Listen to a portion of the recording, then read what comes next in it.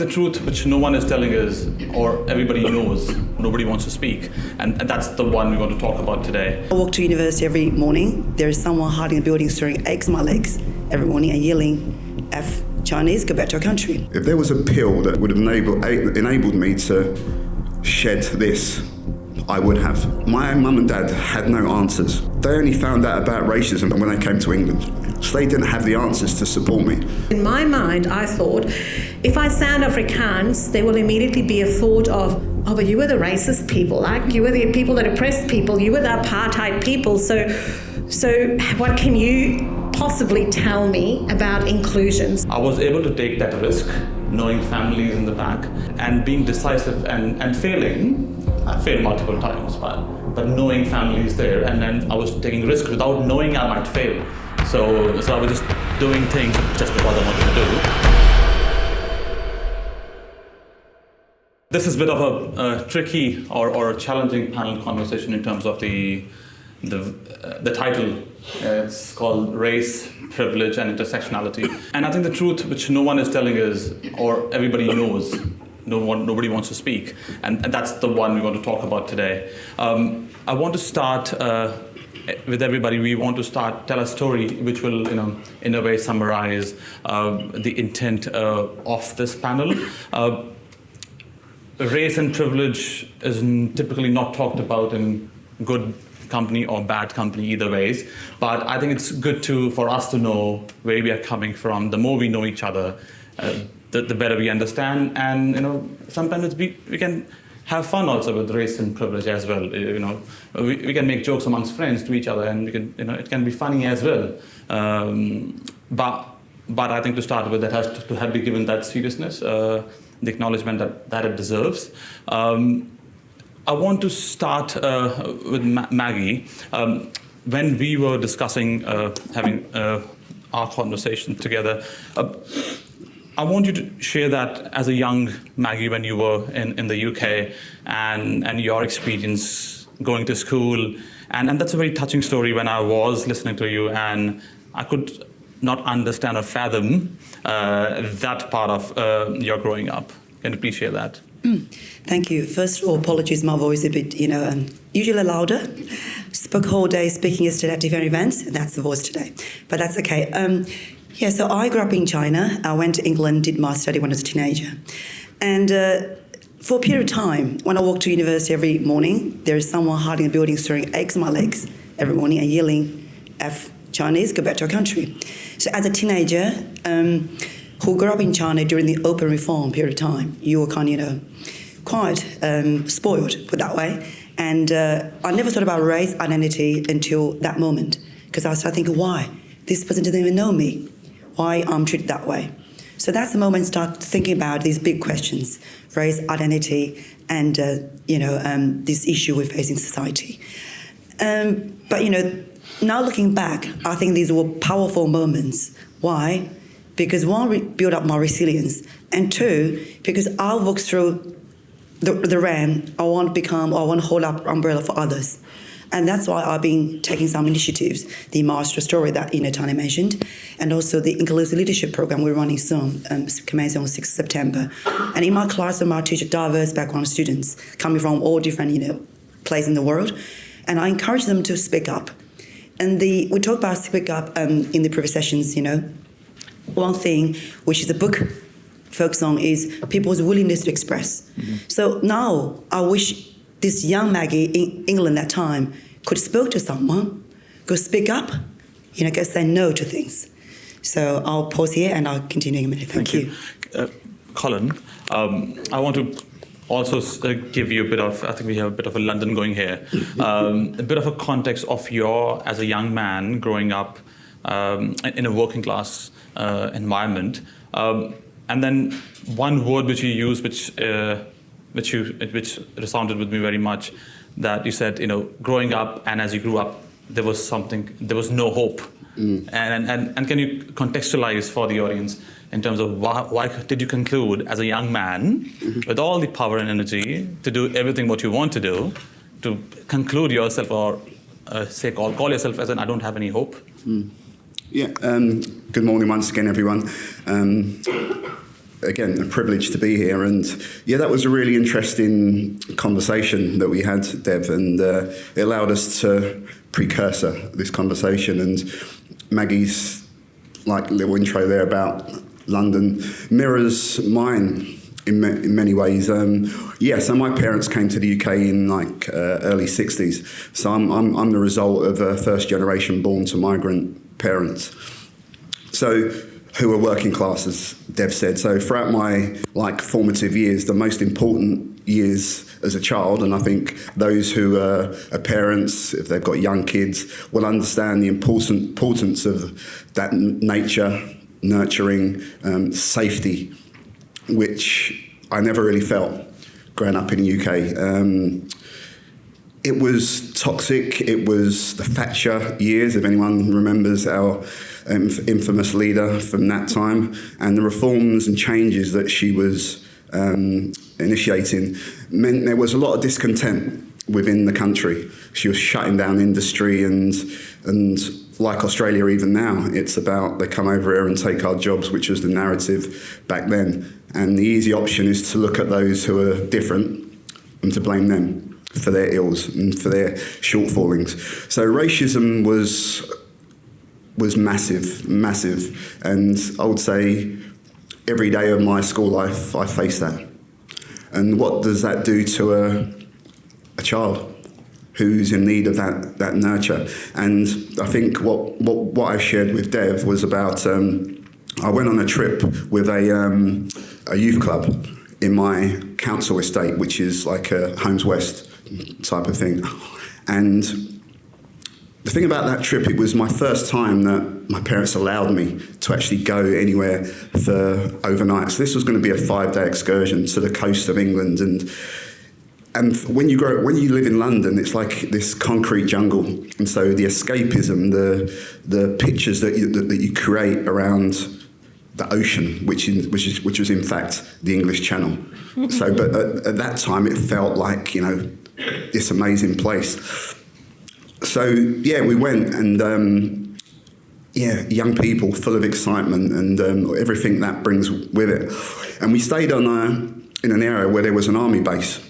And it was the morning after we arrived, and we're going for breakfast, and we're just walking up this the hill, and there was an army base quite close, and this is still difficult. This is like many years ago, but there was a group of army guys running towards us, and as they got closer, they were kind of chanting or something, and what they said was, "There's no black in the Union Jack."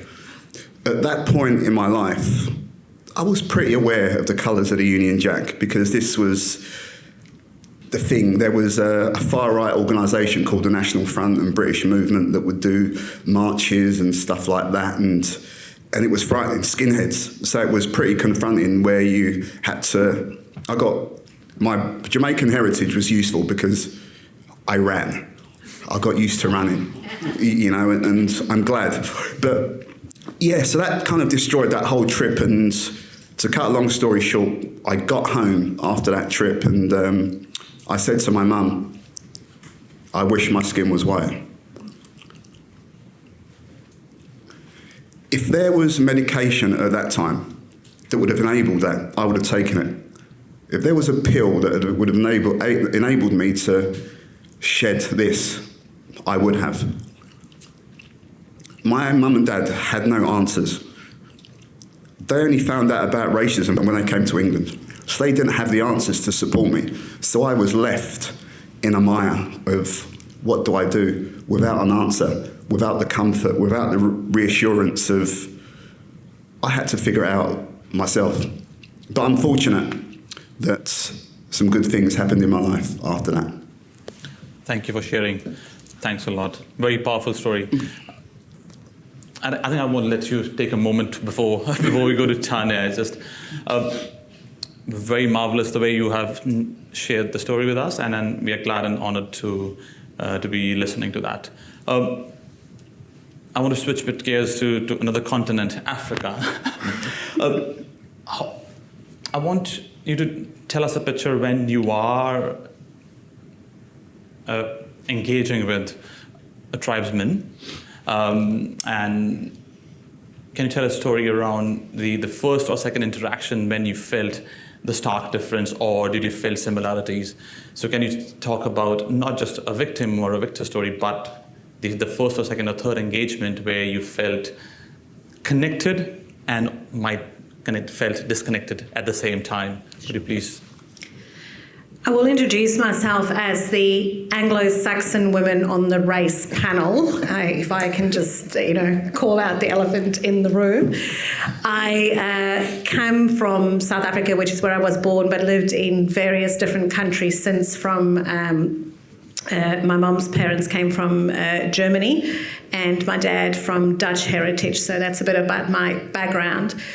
And I grew up in apartheid South Africa, where we had white beaches and black beaches, and we had white restaurants and black restaurants. And then there were other restaurants for other people that were neither black nor white, but were coloured or Indian, which were two separate things in those years in South Africa. And I think I was born culturally curious, and when I became aware of the isms, it's been a really strong drive for me, which led me to some of these places. I started off as a tour guide, a Kontiki tour guide here in my misspent youth, and it led me to meet people that were very different from me, people that I have in my upper class, leafy suburb.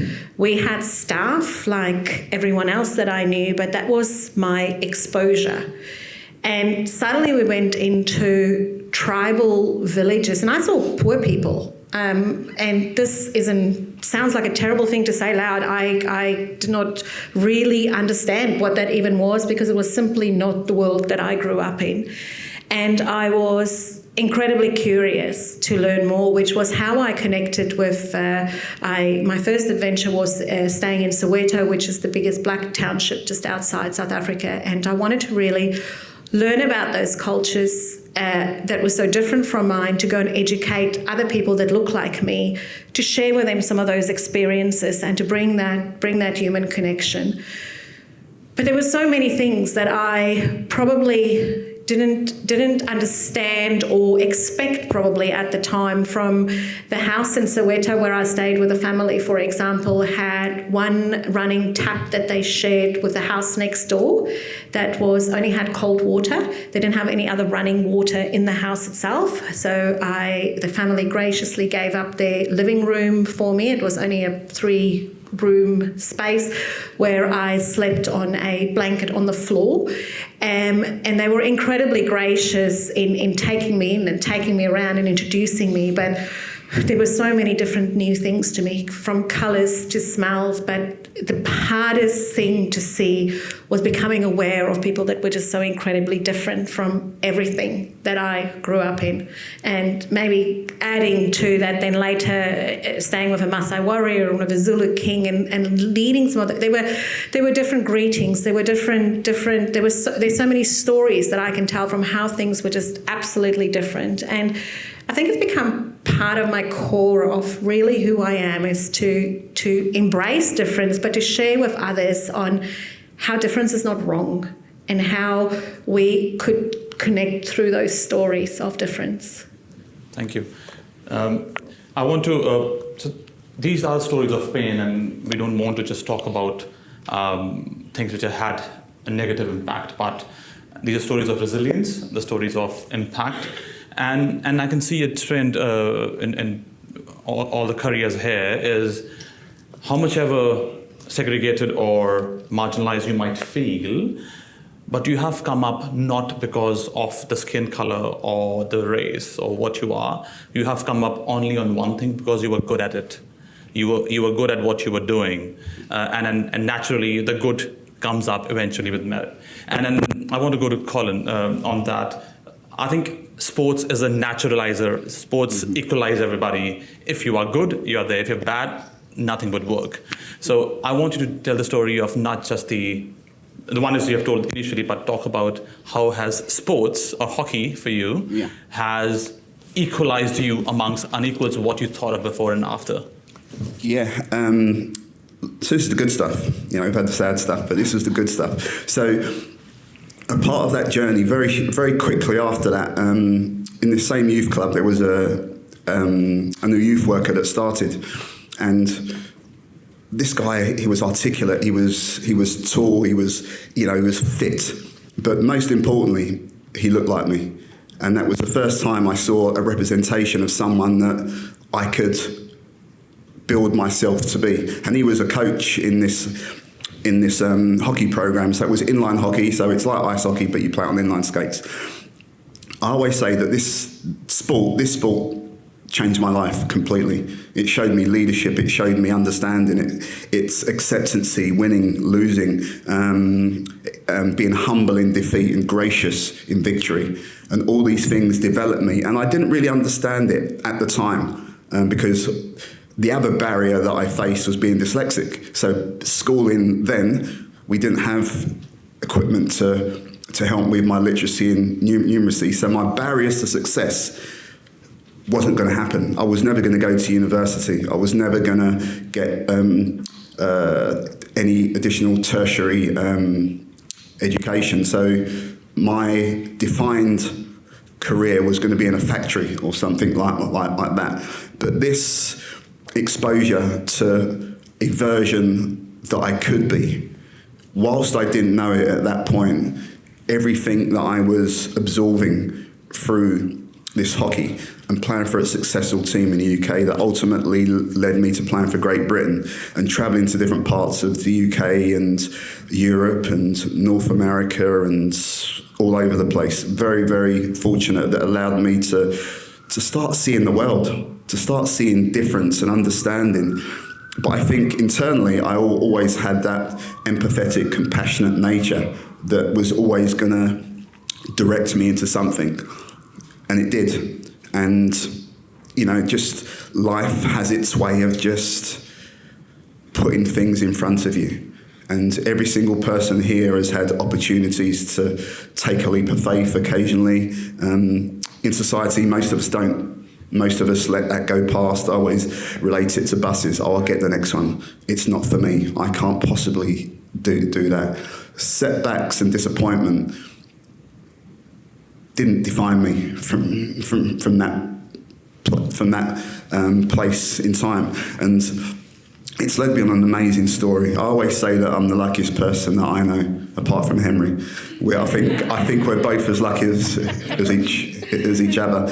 But to bring it even to this point now, it resulted in me doing, I do a lot of storytelling and stuff like that. You probably noticed through the way I weave some stuff, but the journey led me to, for the guy that couldn't write, writing a play and performing that at the beginning of this year at the Blue Room Theatre, which I'm happy to share with you. It was an amazing experience to craft something and to understand that once you find your thing, creativity has no bounds. And to put something on a stage that talks about my story historically and to present, it was a humbling experience. And that is the beauty of what can happen when we have self-belief, but most importantly, when we have amazing people walking alongside us. Thank you. Maggie, such a lovely story to share, and which clearly distills that. One is that you had the consistency of what you were doing. But for me, what resonates for me from your story is the things which are negative to you, you are using them to build yourself up. And then you building that character, that person you are, from all the negatives you have been thrown at. And then that's the character building, I call it. When I meet, I build my character enough to meet enough people in my life. But yes, that's what it is. But I want to transition to Maggie.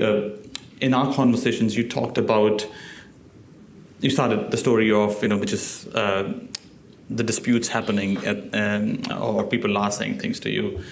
But you have lived across continents, and then that's another way of growing up in terms of you can engage with people from different geographies. And then one of the work you do is you do cross-cultural communication and engagement. And then that's, if you can tell that story, how is those things which are happened in your life, which have built you up to become a cross-cultural engagement expert? Absolutely. Let me start from this story. So I left England in 2006 and came to Australia to do my PhD in media and communications. And I realised I was the first Asian PhD student in media communication that time. So I was waiting for my computer. I'm doing research in new media. 6 months later, no computer. And I went to talk to the coordinator. I was saying, well, I need a computer. I'm doing new media. And the response was, Maggie, you need to appreciate. I'm marking a thesis from India, and people don't even have email account in India. So standing there thinking, well, what does that mean? Okay, what does that tell me? So, okay, I'll figure it out. That means you're coming from a developing country. Okay, you've got to appreciate the facility we have here. So then I went to the graduate school saying, well, I need a computer. Come on, I need to do my research. And a very kind colleague, teacher from England, she shared with me very kindly, saying, Maggie, there is a hidden list. International students coming from different places, if they're coming from, say, Italy or Greece, they tend to get the computer first. Why? Asian students have better temper. You can wait longer. So, that's not UWA, by the way, okay? So, new defamation case here, not UWA, another university. So, then, of course, my experience in England, I decided I want to speak up. So I wrote an email to certain people. Eventually, I got 2 computers. But I also got a label, the Chinese student who doesn't have a good temper. But that helped me with smooth sailing. And being the first Asian student in media communication, and I finished my PhD in 3 years, which is the fastest in history in the school. And that 3 years was very bumpy. But by the time I graduated, we had 15 PhD from diverse nations. Why? Because I've been using that 3 years to have conversation with people. Because I realised people don't have the knowledge about Asia. It's not personal. They lack understanding. So it takes one side to be more embracing and have the big heart to have the conversation to embrace it in the first place. So we got along very well with my colleagues. We became friends, and the workplace culture was very good eventually. And then I realised, okay, I could be a bridge. I could bridge between the gap. It's go beyond sentimental, go beyond personal. It's about knowledge sharing, enlarge people's perspectives. So at that time, I haven't got a job from UWA. I worked in Adelaide Uni for 13 years, by the way. And I got my tenure in 2012, which also the first Asian got tenure in media communications. And when I came to UWA, I came here in 2018 and to be a director of the Culture Centre at UWA. And then I transitioned back to the current media communication discipline, Art Fire's leadership. And the first year I came back to the school, people see me will ask you, oh, Maggie, what do you teach? Okay, they will assume I'm from Asian studies. Okay, and I even have people talk to me, colleagues, saying, Maggie, you research media in Asia nations, maybe you should actually align more with Asian studies. So I said, well, you research media in Australia, and we have Australian study in humanities. In a funny way, of course, you've got to be diplomatic and, So, but that's the thing you feel. You feel sad. But people think, well, don't be sensitive, come on, that's nothing. But that is a problem. And the problem is people don't realise there is a problem.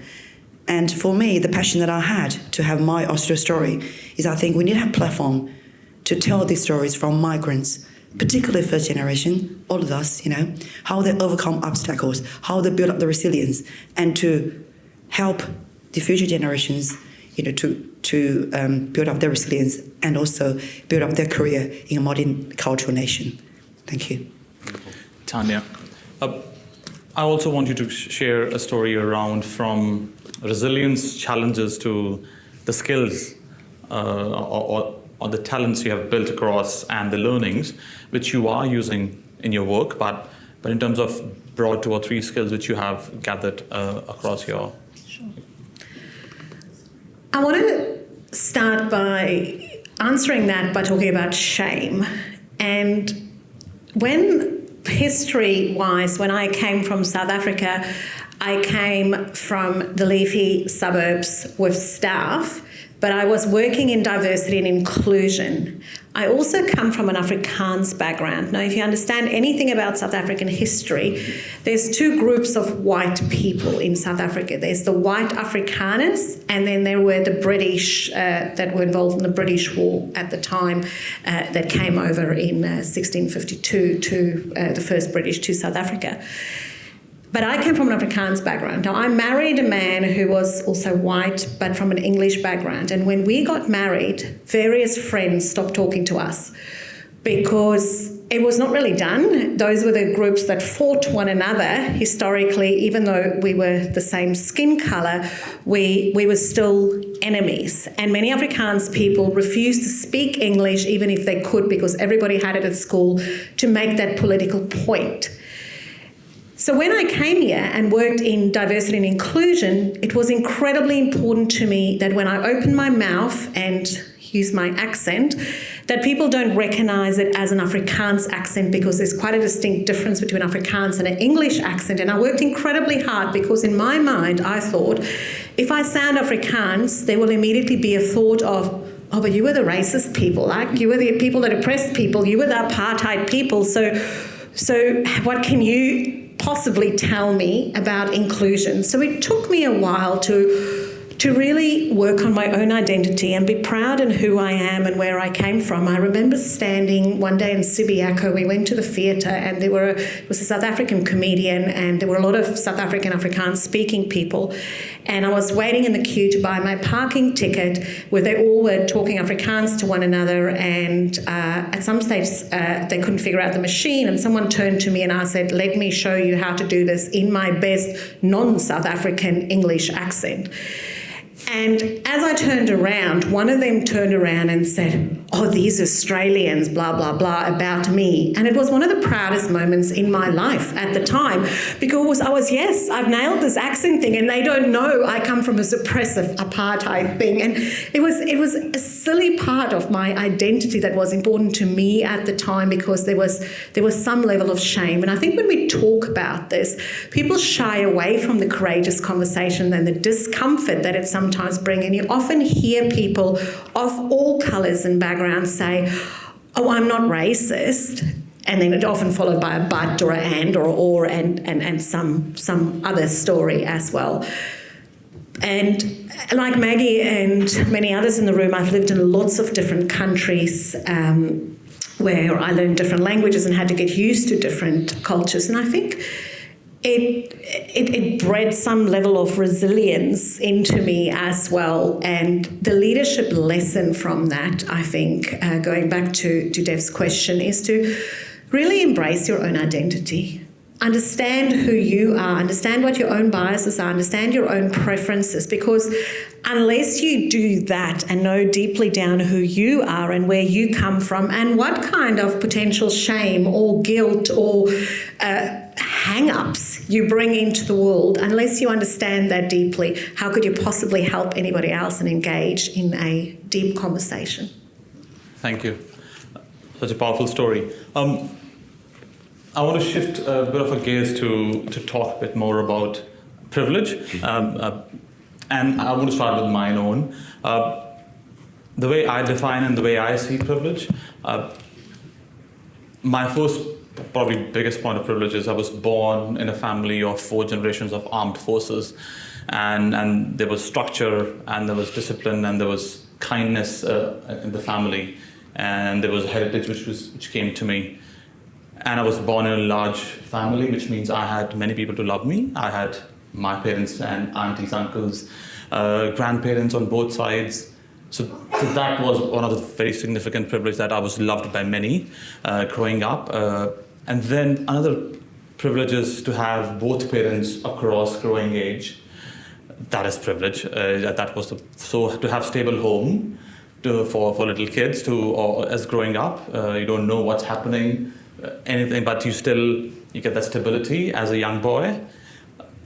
Then the opportunity to, or I was sent to private schools. My parents funded my bachelor's, my master's, so I came out with no debt after my master's. So there is no debt on me when I start and finish my master's. So that is privilege.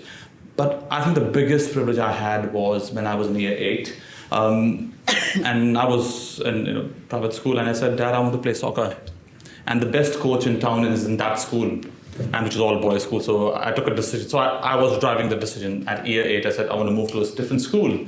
And then after, by year 10, I was playing for my state. I said, I don't want to be a soccer player anymore. I want to be an engineer.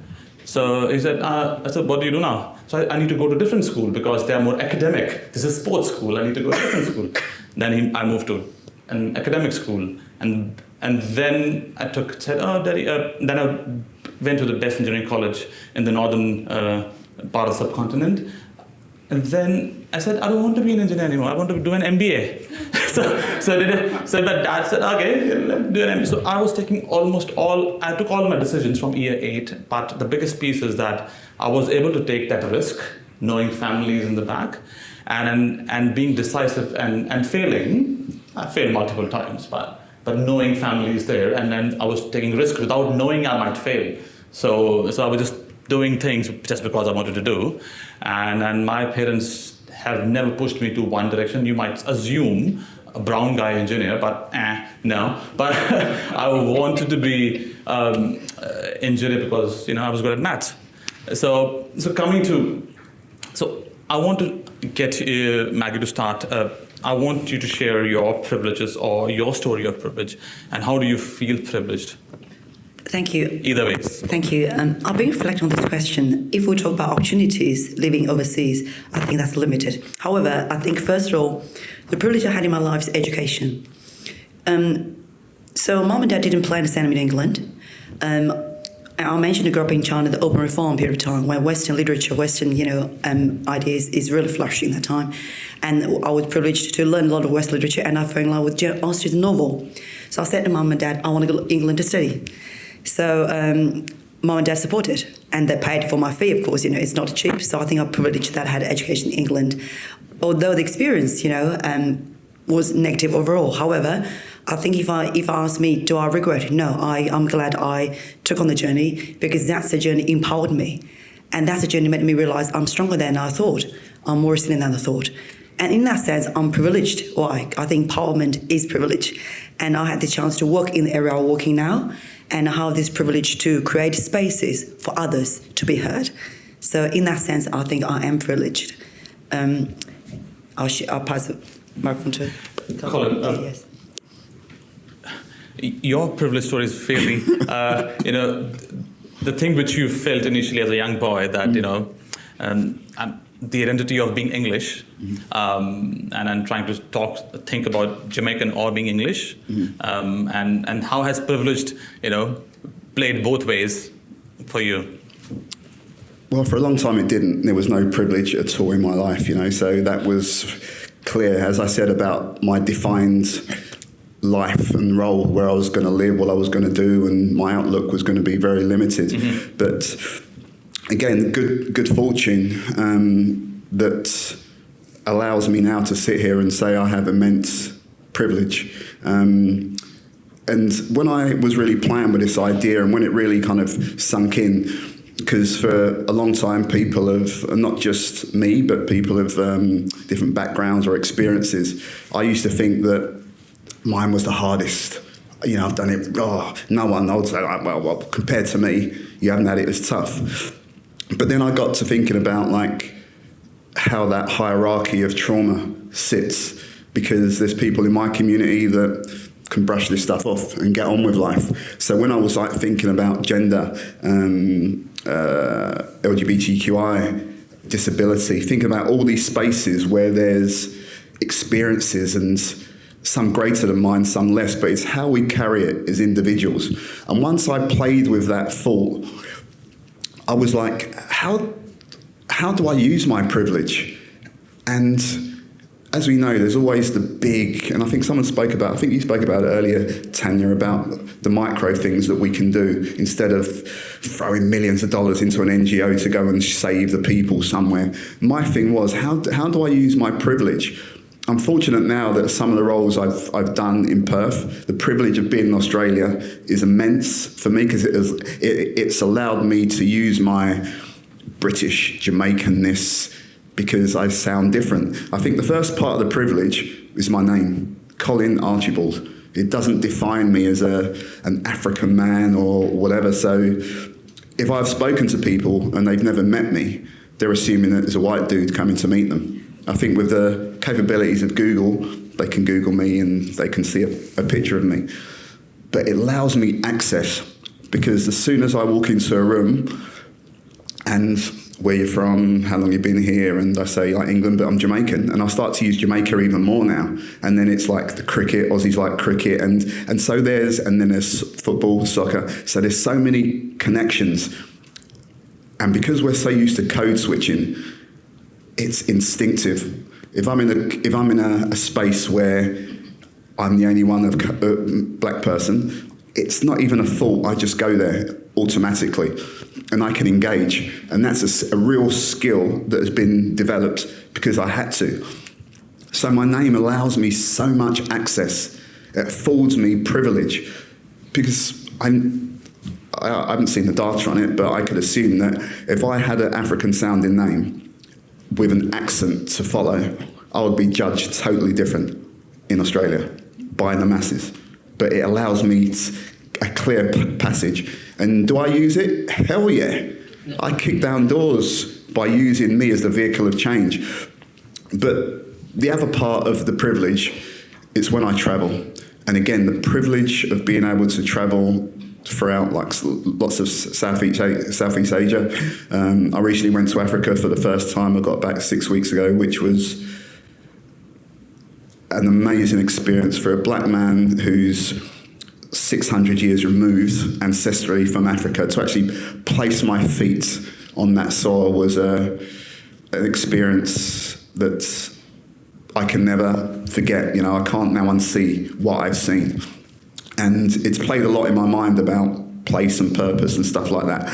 But I think for me, when I go to those places, my privilege is about learning, interacting, speaking to everyone, giving them space, you know, understanding what they do, who they are. And that is the important thing, because so many Western people, we go to places and it's just a cleaner or the person that works in a hotel or the person serving you. My privilege now is to connection, and using my privilege in that way to form those connections. And just finally, the small things around being there was understanding names that meant something, understanding the tribes and their meaning, and then thinking about the loss of that being ripped away from us.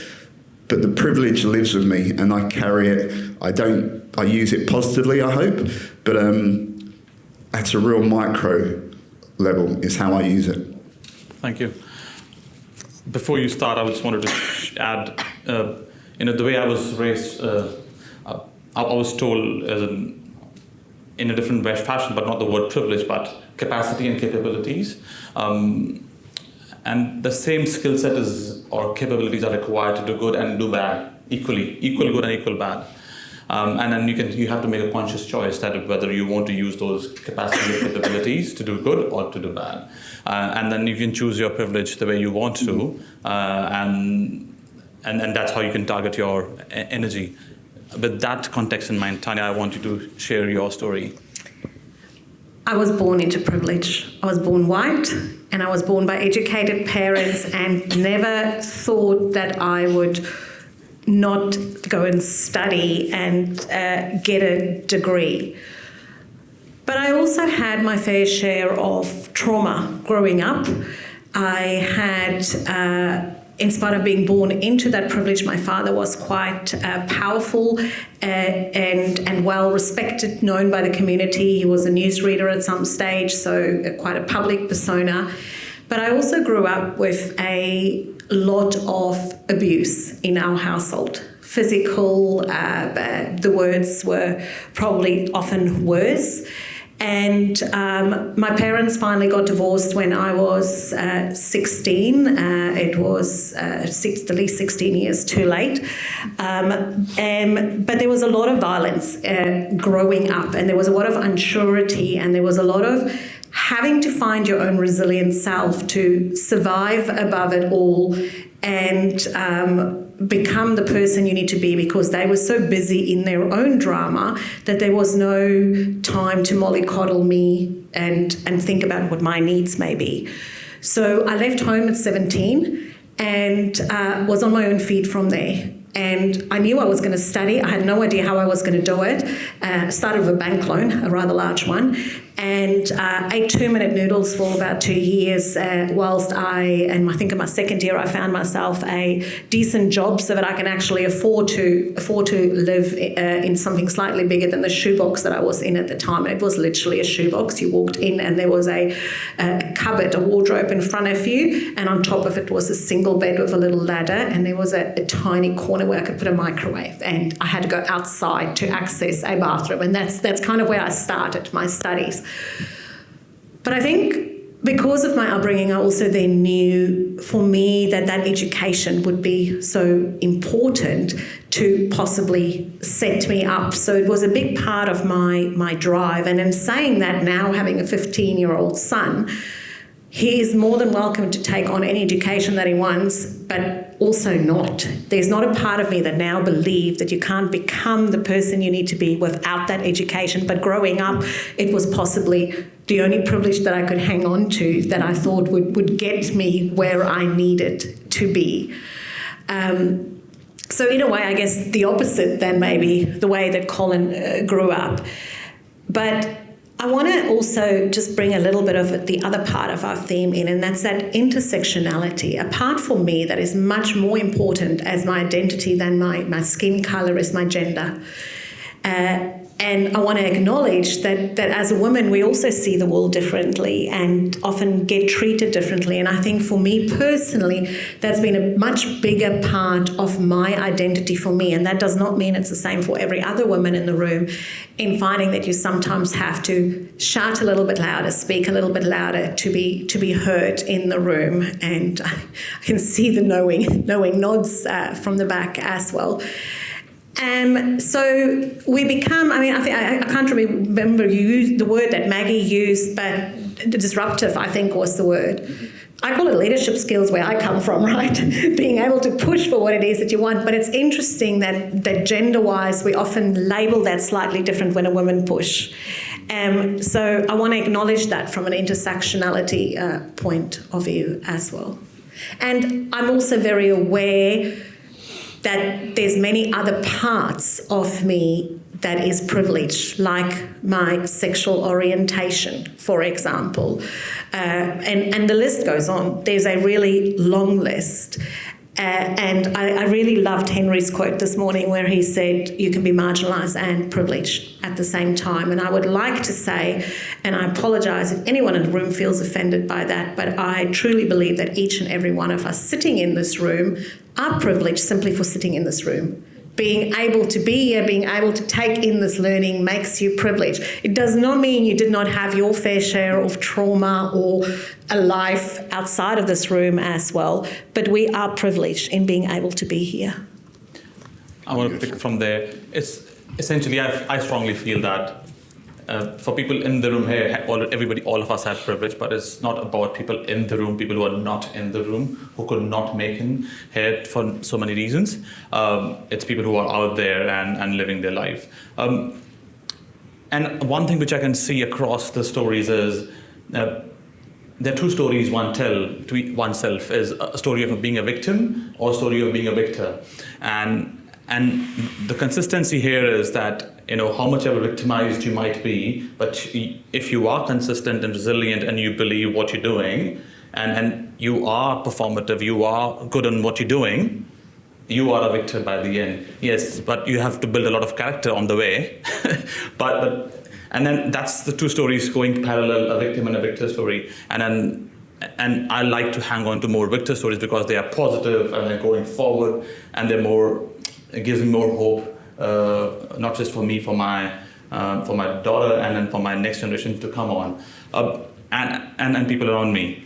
But I want to have that kind of a lens, Maggie, for you to tell your concluding remarks in terms of victim to victor, or challenges to leadership. Thank you. First of all, I want to share that my recent research focus is on people's willingness to express, and I'll come back to this. So, looking at the sort of categorization of victim or victor, I think in a lot of probably scenarios, it's to me, I prefer not to have a binary position between things. I think it's the scenario experience that shaped how I am today, and also the interesting thing, and as Dave was saying, the people who are not in the room, and what I'm focusing at the moment is why people are not speaking, and even people are speaking, are they telling the truth? Are they telling their genuine opinion? So in media theory, there's a classic mass communication theory called a spiral silence. So basically saying in public debate or public room like this, people who hold a minority view tend to be quiet. Why? They don't want to feel isolated. They don't want to not be the mainstream person, the part. And in the long term, you'll only hear one side of view. The other voice will be buried. Okay? So when we had social media, everyone was saying, well, great, that obstacle is going to be gone. Why? It's anonymous. Everyone can speak now. But what's happening online, probably even worse, online bullying or other, So we have this phenomenon happening in society that we know there are obstacles that make people not want to talk. So this book we're doing that we're going to launch in November, my fourth book that Tanya contributed an excellent chapter, is to look at, which is the first in one history, looking at, cultural perspective. Are cultural elements impacting our willingness to express?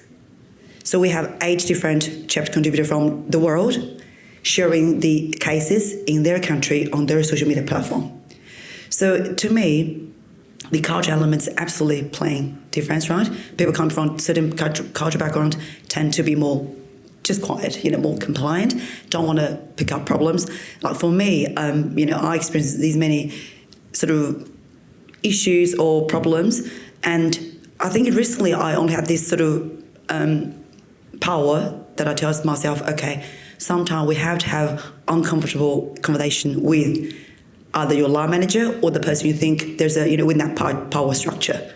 And also due to, I had a recent training with the Oxford Women Leadership, the 1 week is focusing on having uncomfortable conversations. So I think it is important, we need to know why, what are the things people are not talking in certain environment. Maybe they don't know they can talk because maybe they worry about the retaliation or other things. And I'm currently working with the Department of Home Affairs on social cohesion problem, the topic, and it is important that we got to know our people, citizens in this nation, that when they're willing to speak and when not willing to speak. So I think in that sense, before we, sort of talk about solution or talk about, what can we do, we need to figure out what is the problem or what are the different aspects of that problem, what has shaped this problem, and what can we do to dissolve the problem. So I think that's what I'm my interest in at the moment. Thank you. Thank you, Maggie. Colin, I want you to respond to this question online as well with your answer. Okay. The question is it appropriate to use your cultural background to justify a value you have in your workplace, or to use this identity to stand for something in the workplace? Wow. It's a good question. Thank you. What's the first part? What's the first part, sorry? Is it appropriate to use a cultural background to justify a value you have in your workplace or a belief system you have? Yeah. I think so, yes. But I think it's the way that you bring it across. So for me, I focus a lot on the receiver, so the person who I'm speaking to, or people that I'm speaking to. Like what type of language do I use? But I also focus on my lived experience, because growing up in a melting pot of diversity, it does give me an amazing perspective on what inclusion looks like, because I grew up in a time where there wasn't even the word inclusion. There wasn't policy or legislation. It was just time. We got to, they're not going anywhere, so we may as well get on, kind of thing. It's not perfect, But the learnings that I've taken from that, and I always say, I grew up in a place called Camden, so it was quite diverse. And we had 3 television stations at the time. And what that does, because you live in a small place, a living room, subconsciously, I was taking in so much, you know, not via education, but people with dyslexia, we learn very differently. And so we're always listening, and we remember weird, random stuff. So I always was hearing like news reports, news at 10, you know, because whatever was happening around the world, there would be a protest or march in Trafalgar Square. So subconsciously, I was gaining all this information. And years later, I leverage that learning about acceptancy. What does it look like, sound like, even smell like, and the feeling? Really using those senses to try and get across me, because I can do the British thing, I can do the Jamaican thing, so I can really straddle both sides. Second part was or to use this identity to stand for something in the workplace. Well, it's the place I work, I chair a diversity and inclusion team. And one thing I try to do is not be the guy out there talking about this stuff all the time, because it's almost that, here we go, it's wheel out the token guy that's going to speak about this, that and the other. Because my thing is like, how do we build capacity for people that haven't been through this experience if they don't get the knowledge through our teams, meetings or meetings where we talk about this stuff and research stuff? Why don't you do it, you know? Instead of me doing something about black culture or diversity, why don't the middle-aged white woman who's part of the team go on that journey to learn more and say, I don't know everything, but this is what I found out. And it's really changed my perception around stuff. So I think, I don't like, and I think anyone, even the gender space, right, about like when it's like Daffodil Day or whatever day, and the women get asked to do something or do the morning tea and stuff like that. I hate that. And one of the things that I've done subconsciously, I work for an organisation, we do a lot of apprenticeships and stuff like that, so I go to a lot of schools and speak to young people. And again, when I was thinking about what micro impacts can I change or can I bring to them, and one of the things were that if I speak to a group of young people, male, female, and I then say, to get more information, contact our office. Now, and the easiest thing to say, and what we hear is, I'll just speak to one of the ladies in the office. I change my narrative, so my statement now is, speak to one of the team members, or I'll try and get one of the team members to call you back, because I don't want women who are possibly going into a trade to think it's the women's roles in the office, or the boys to think it's always the women in the office. And it is 90% women that work in those roles. But if we can start to change the mindset of our young people, but by not assuming that certain roles are for certain people, by doing one thing that we can control. And because I'll speak to 100 kids and 5 of them think, oh, okay, team. And they're not thinking about what does that role look like, who's behind the phone. We're making a difference, I feel. Thank you. Any concluding remarks for you? Closing remarks. I was going to get to use this list. I've done that one, done that one. And that one. Let me go to page 10. I'm joking. I think the theme is courageous conversation, and I implore you to have those conversations, because I'll be challenging some of you. I've known Dev one conversation, but even when I rocked up today, I asked him about the turban. I asked him about, is it different to the Indians in Kenya and blah, blah, blah, because I want to know. I want to know stuff about different people. So as well as I'm going to challenge some of you, please have that conversation with me. I'm kind of like an open book, and I think the fear is now that because we've got all this stuff around, we don't know what to say, we don't want to say the wrong thing. I would rather someone stumbled and make a mistake with terminology. Then we can walk side by side and have those conversations, because it's really important that we walk away with a thread of difference. Because if we leave here today and we're inspired for change, unfortunately it's Friday and we've got the weekend to do our thing. You know, how many people are going to have this conversation at the water cooler on Monday or utilise some of the skills? Because that's the important thing, right? How do we then take that next step at a micro level? So please have those conversations today while we're here. Thank you, Colin. Tanya, with your concluding remarks, I want you to answer this question. I think is very relevant to what you do. What sort of tools did you use to figure out your new story or identity? What sort of tools did you use to figure out? They're hard questions, aren't they, right? Yeah. I love it. Love a good hard question. That's why we have the deep conversations. It really, I revert back to Henry that gave you half of the answers already this morning when he was on stage. By understanding your own values, understanding what you really stand for. I think if one has to ask you very quickly, what are your values? What do you stand for? Who believes in honesty? I reckon most of you are going to go, yeah, it's one of my values, right?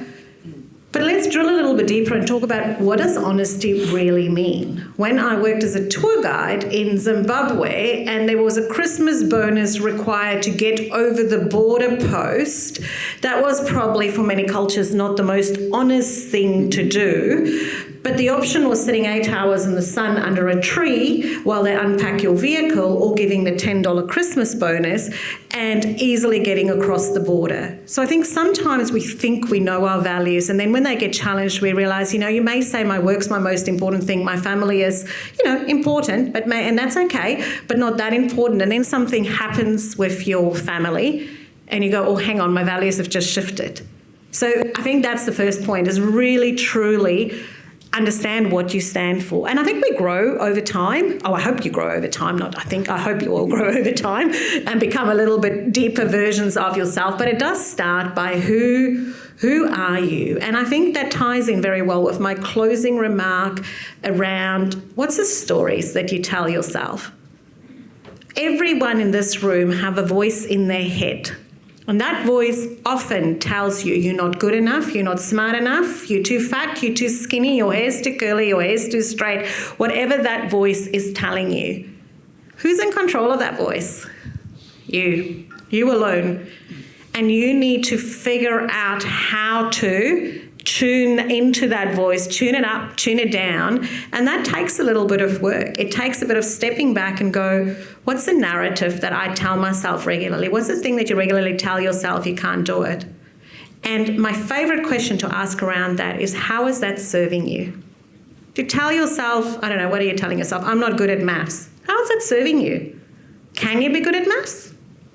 Don't quickly say no if you did that in your head already. Step back, pause, right? And I really think that helps you to figure out, and I cannot emphasize enough how much words matter. The tiny little words. Stand in front of the mirror in the morning. Wait till other people have left the bathroom if you share it with others, and tell yourself how capable you are. Tell yourself how awesome you are, because you are. Go and expand on that list that you got this morning from Henry on how amazing you are, because that helps you to find who you are. And I fully get that for some of us, our identities are more complicated than for others. And for some of us, you are not safe to bring that identity out into your workplace, potentially, depending on your workplace. You are not safe to bring that identity out in every conversation. You want to choose where you bring what out as well. You want to choose your environment. Can I tell a very quick story about identity? Not mine, but I think quite a powerful story. There's a question on identity. I'll give that to you. But before, I want to go to Maggie for the next question.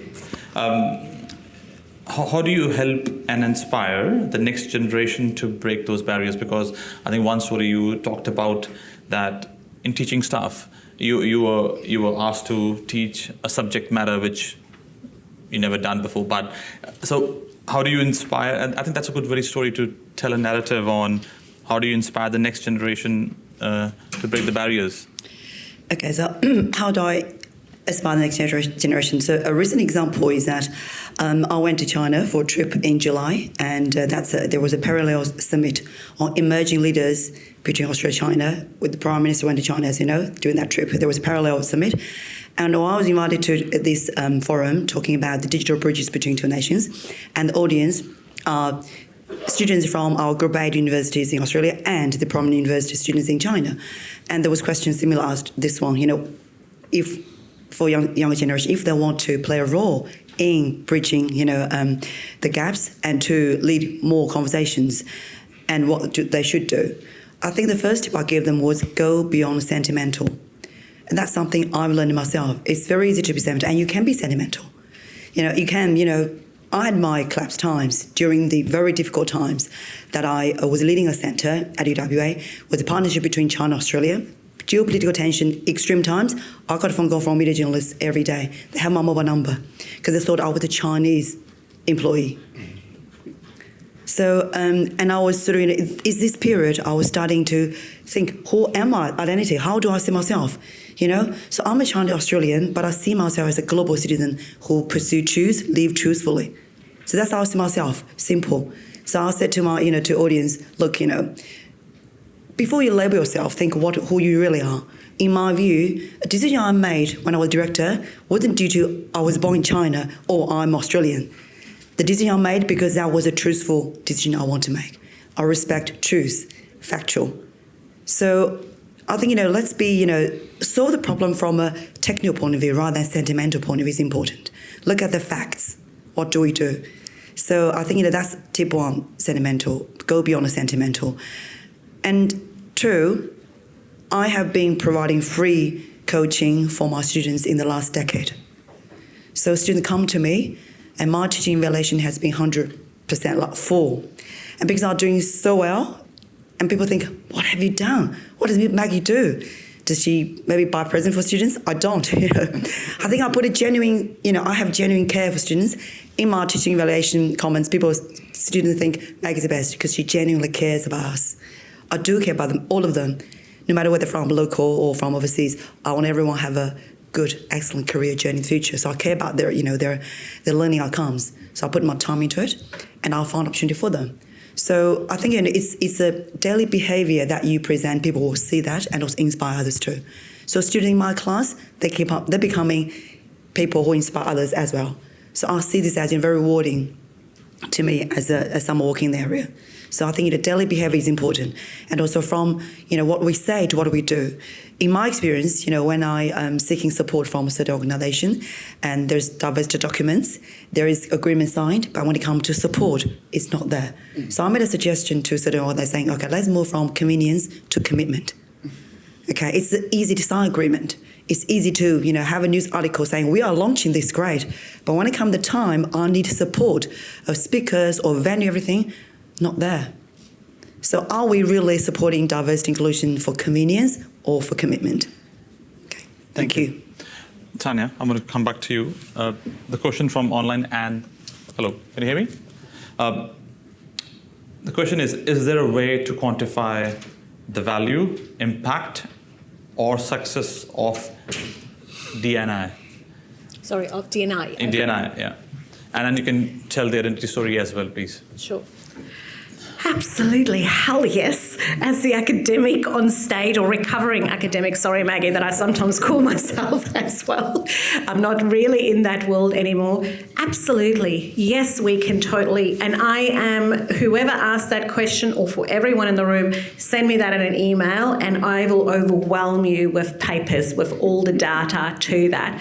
But there are heaps of different metrics that we could measure. There are lots of different things that we could look at, and there are lots of different ways in which we can do it. But the bottom line is that we know that diverse teams perform better. Caveat, however, it's not that simple. It has to be a culturally intelligent, diverse team, because the moment you chuck a bunch of different people together, you are going to have different religions, different viewpoints, different ways of doing things, and you are going to increase the potential for conflict in that in that group. So you can't just chuck a bunch of diversity together and go, great, now we're going to have inclusion. Inclusion is an action that you have to work towards. But there are various different ways in which you can measure it. There are various different ways in which you can quantify it.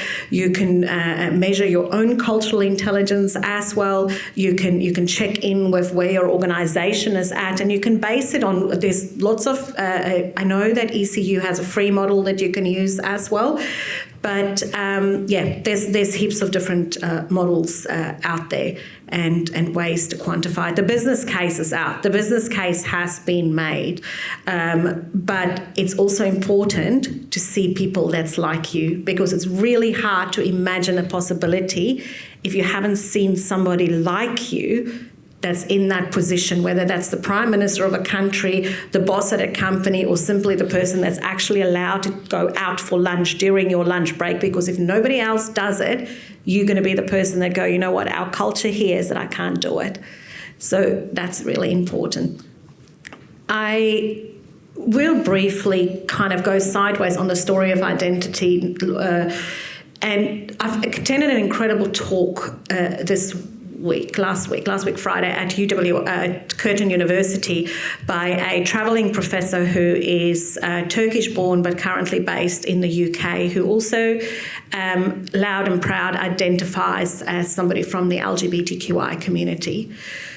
But I want to just make a comment and say the world are becoming too politically correct. I'm all for cultural intelligence, I'm all for respect, but we should be able to laugh with one another. We should be able to stuff up the language to have the conversations and say, oh wow, like I really just didn't know that. Thank you for telling me. You should ask the turban questions that Colin was talking about. We should be doing all of those things.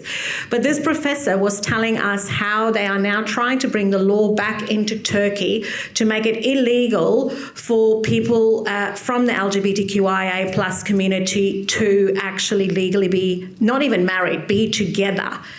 And when he went to the army, it's conscripted, he had to go, the country actually had the only way that you could not get conscripted was if you could prove that you are gay. And the only way that they would let you prove you were gay, there was a process, was to send a photo of you having sex and look like you're enjoying it to a committee that was reviewed and sent around the room to decide if you were gay enough to not get conscripted. And I apologise if anybody felt uncomfortable during that conversation. The word enough. But The word enough.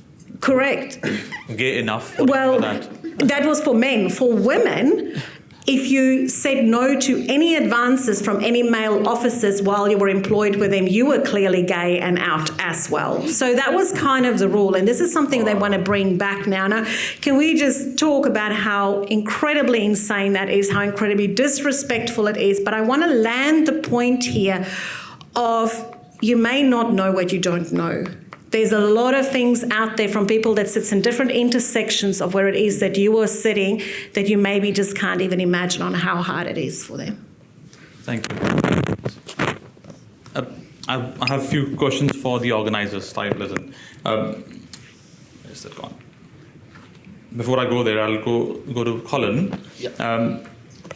If a migrant person is doing well, there are so much tall poppies. People don't want us to succeed but shrink. How would you respond to this? If a migrant person is doing well and there are so much tall poppies, people don't want us to succeed but shrink. Is that from their own communities, you think, or is that from the wider community? I don't know. Yeah. Question, is it true?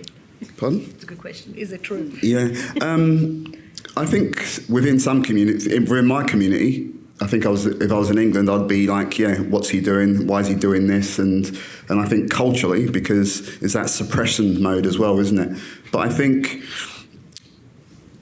in the Australian context, I think, yeah, there is that like that view, isn't there? Because you know the old statement is, if they come over here, they take our jobs, and how do they full dat and why have they got that, and I've been working my whole life and why haven't I got that type of thing. So that's just a societal thing, I think. And I think the more people that have got the growth mindset and we're moving into different spaces, we normalise that. Mm-hmm. Thank you.